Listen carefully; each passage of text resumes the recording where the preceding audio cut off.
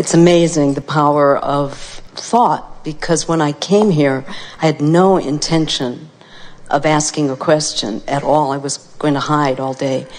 And then as you started talking, I started relating to what you were saying so deeply, specifically about revenge. Anyway, I was willing you to call me, and you did.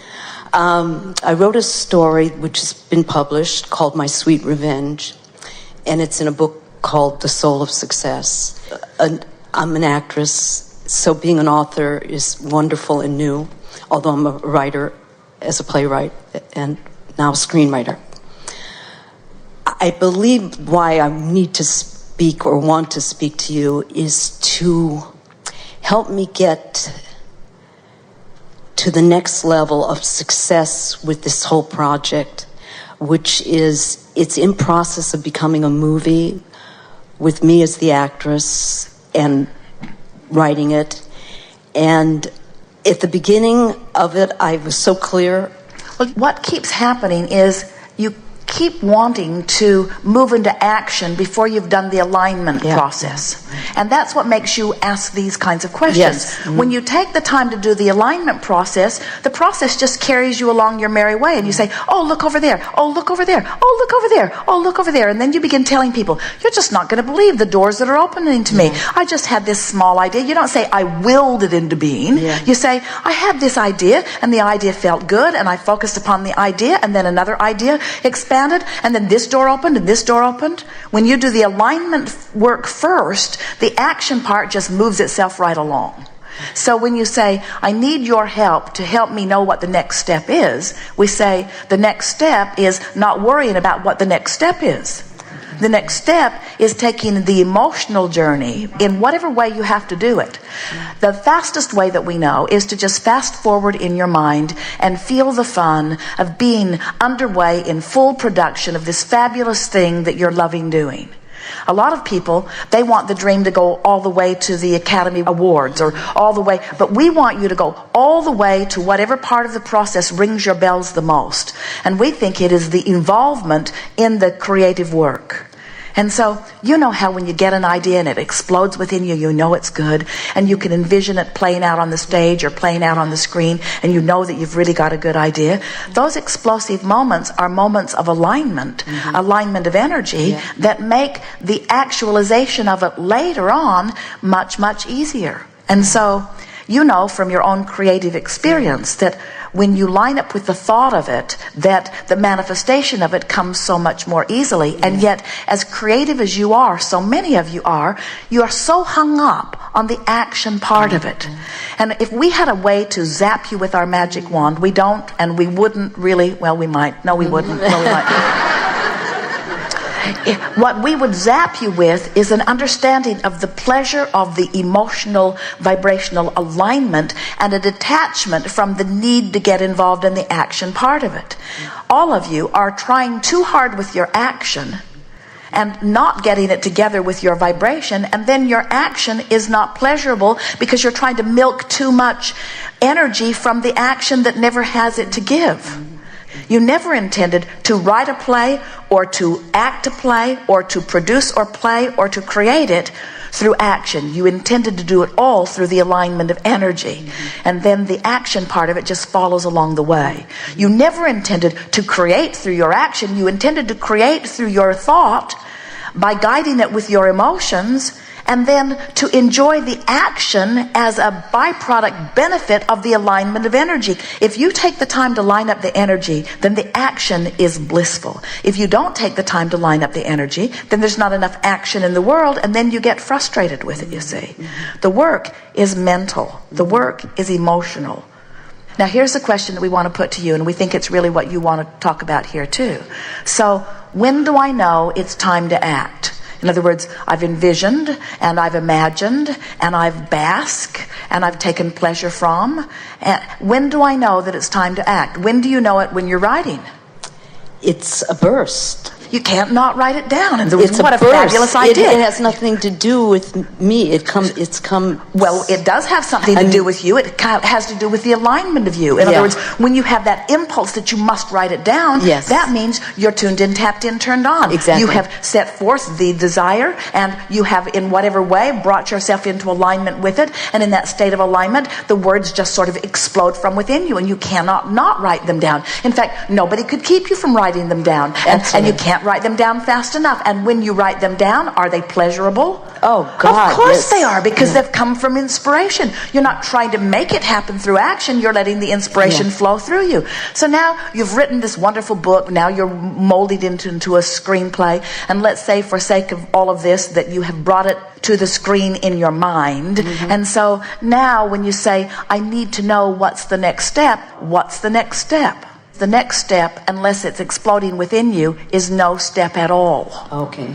Unless it's exploding within you, it's a phony step. It's a fake step. It's a trying to make something happen with action step. It's a potentially debilitating step. It's a want to blow my brains out step. It's a trying to do something before I've lined up the energy. So what's my work? To take no step until I can't stand not to. Oh boy, thank you. So what does that mean? Does that mean you just stand around in frustration? No. You do what? The work. What's the work? The mental work, the envisioning work, the coming into alignment work, the closing the gap work. And when that happens, when you close the gap, what happens? An idea explodes within you. And when it does, do you say, should I or shouldn't I? Or do you say, happy? There is nobody that's going to keep me from doing this. Jerry and Esther have had a very interesting experience, because several years ago, Esther began receiving dialogue relative to the Sarah series. And through the years, the books have been selling some, but not really much in comparison, certainly, with the other work that they've been doing. But Esther has always loved the stories, because she believes that the story that Abraham tells is very beautifully depicted in these books. So through the years, different people have said, we want to help you to make Sarah into a movie. And while the idea has always been appealing, it was never a feeling of, yes, let's go do that right now. And several people have said they wanted to go do it right now, and they tried to drag Jerry and Esther kicking and screaming along the way with them, but it was not alignment for them. And so nothing ever worked out on it well or at all. So they've known a man for several years, and Jerry has been saying for years, I believe that someday we will have something to do together. I don't know what it is. And he was happy to leave it at that. And Esther would say, I know what you mean. And sometimes they would try to speculate and ponder what it meant, but they got nowhere, so it wasn't satisfying. So they just left it at this light impulse that they had. And then this man, who was doing an independent film, called them and said that he wanted to talk to them about doing a Sarah movie. And again, it didn't feel like something that Jerry and Esther really wanted to do, but they liked this person, and they've always felt like there was something about him, and so they agreed to meet with him, and he said he would do a treatment from the books. And Esther said, you can if you want to, but I have to warn you that these books are very real to me. These people are like real people to me.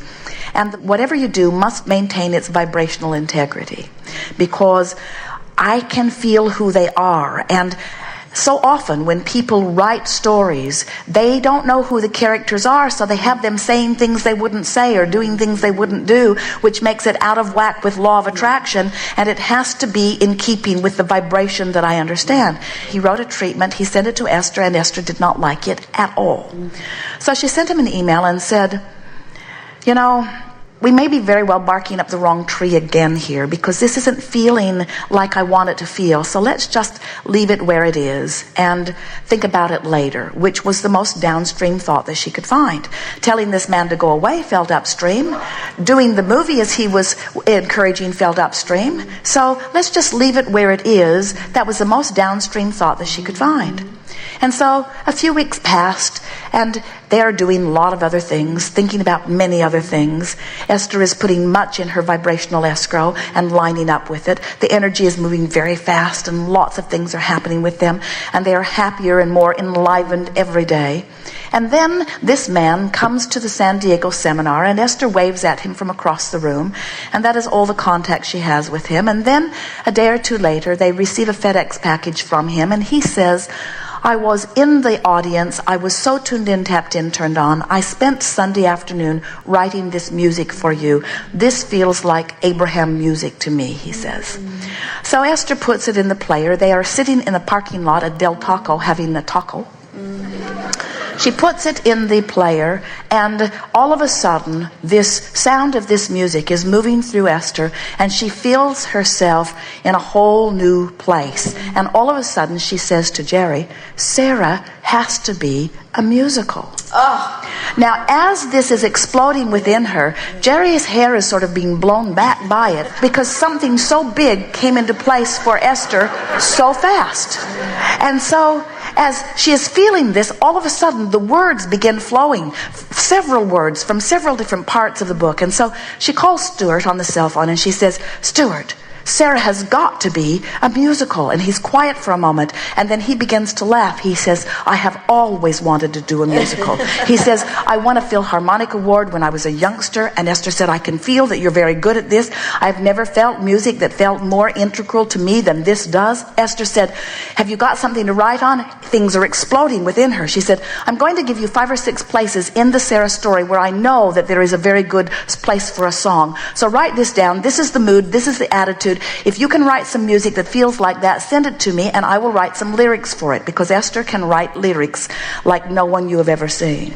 So, Stuart spends 2 days and sends her 7 songs.